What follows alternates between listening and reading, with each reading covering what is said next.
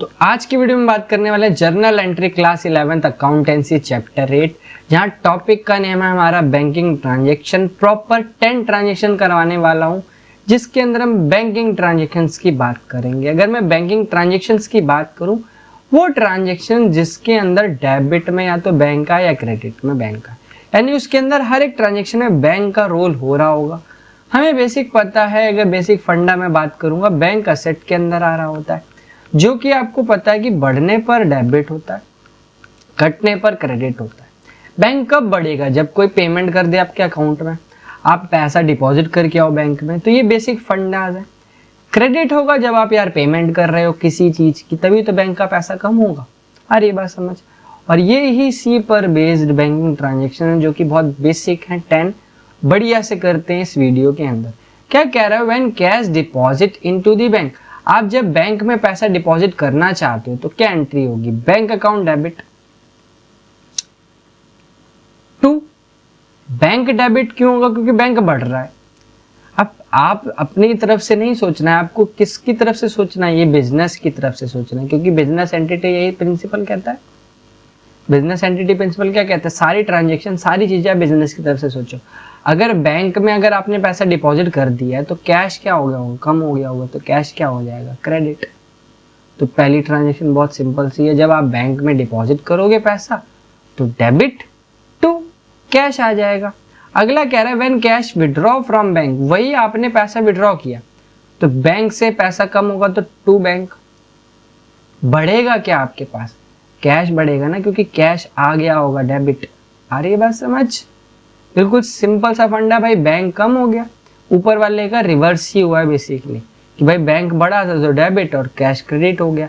यहाँ पर cash debit हो गया, बैंक क्रेडिट हो गया। सिंपल है दोस्त। कोई भी डाउट आता है आप कमेंट करके बता सकते हो। अगला क्वेश्चन करने से पहले आपको पता होना चाहिए, प्रॉपर एक प्लेलिस्ट रेडी कर गई है अकाउंट्स की प्लेलिस्ट। यहाँ पर 22 से 23 लेक्चर ऑलरेडी रिकॉर्डेड हैं स्टार्टिंग से, तो वो जरूर देख लो। बहुत इंपॉर्टेंट, आपको समझ आ जाएंगी चीजें, प्लस में नोट्स भी आपको मिल जाएंगे। अगला आता है when cash is withdraw for bank for personal use.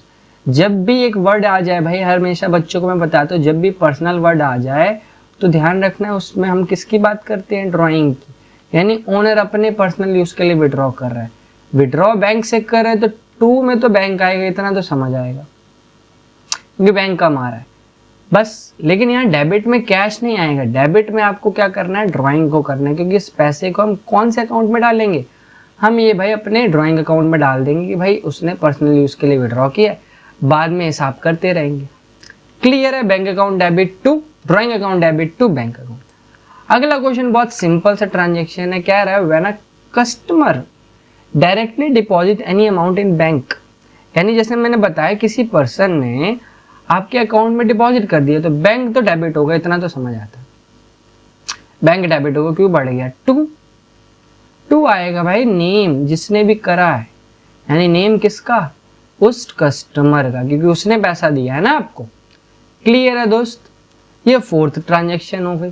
आगे बढ़ते इसी टाइप से बढ़िया से समझते हैं। बहुत इंपॉर्टेंट एंट्री आ गई फिफ्थ। पेपर में इस टाइप का क्वेश्चन पूछ लेता है, when a cheque previously dishonoured into the bank gets dishonour. जब भी ये वर्ड यूज कर ले डिसऑनर, इसका मतलब आपने सुना होगा बाउंस हो गया। क्या हो गया? बाउंस हो गया। बाउंस का मतलब वो वाला बाउंस नहीं है, यहाँ बाउंस से मतलब है कि वो चेक क्लियर नहीं हुआ, वो चेक क्लियर नहीं हुआ। अब ये जो आपके अकाउंट में पैसा आया था, क्या आया? नहीं आया ना, तो बैंक क्या हो जाएगा? कम करो पहले इस पैसे को। डेबिट आप उसी पर्सन का नेम कर दोगे, क्योंकि अगेन आप उसी पैसे से पैसा लोगे, उसी बंदे से पैसे लोगे।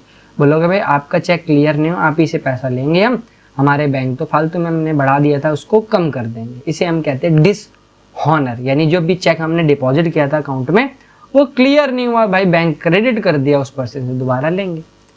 अगला है डिस्काउंट अलाउ से रिलेटेड, जो कि हम प्रॉपर एक वीडियो बना चुके हैं लास्ट, तो जरूर देखिए।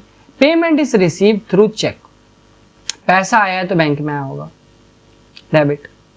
डिस्काउंट अलाउ किया होगा, डिस्काउंट अलाउ किया होगा तो डेबिट होगा, ध्यान रखना, क्योंकि अलाउ किया है आपने। रिसीव किया होता तो क्रेडिट होता, तो डिस्काउंट अलाउ डेबिट टू उस पर्सन का नेम आएगा जिससे भी हमने रिसीव किया है, बात खत्म। क्लियर है? अगला कह रहा है पेमेंट करी हमने, payment is made through cheque, किसी की पेमेंट कर रहे हैं तो बैंक डेबिट नहीं क्रेडिट होगा, बैंक क्रेडिट होगा। डेबिट में उस एक्सपेंस का, उस खर्चे का नाम आ जाएगा। क्लियर है, ये 7वां हो गया। 8th ट्रांजेक्शन में बढ़ते हैं, क्या कह रहा है बहुत ध्यान से समझते हैं। 8th ट्रांजेक्शन कह रहा है when expense are paid through cheque, same question है, सेम एंट्री हो जाएगी, एक्सपेंस डेबिट हो जाएंगे और टू बैंक क्या हो जाएगा, क्रेडिट हो जाएगा। क्यों, क्योंकि बैंक से पैसा जा रहा होगा, कम हो रहा होगा। ठीक है, अगला 9 ट्रांजेक्शन है when interest is charge by bank, bank क्या करता है, चार्ज काटता है कुछ ना कुछ, तो अगर चार्ज काटेगा तो वो debit, interest debit to bank अपना क्या हो जाएगा, कम हो जाएगा, क्योंकि बैंक से क्या होंगे, पैसे कम हुए होंगे। लास्ट आखिरी है भाई, बैंक ने इंटरेस्ट दिया तो इसकी ट्रांजेक्शन साइड में कर रहा हूँ, इंटरेस्ट दिया तो बैंक इस बार बड़ा होगा तो डेबिट, और टू क्या दिया भाई, इंटरेस्ट दिया। सिंपल है। तो ये टोटल हमने 10 ट्रांजेक्शन्स कर रही। नेक्स्ट पार्ट जल्दी आएगा जहाँ पर हम इसी टाइप से बैंकिंग ट्रांजेक्शन की 10 मोस्ट इंपॉर्टेंट ट्रांजेक्शन्स ऑन लाएंगे और इस टॉपिक को खत्म करेंगे। तो मिलते हैं दोस्तों नेक्स्ट वीडियो।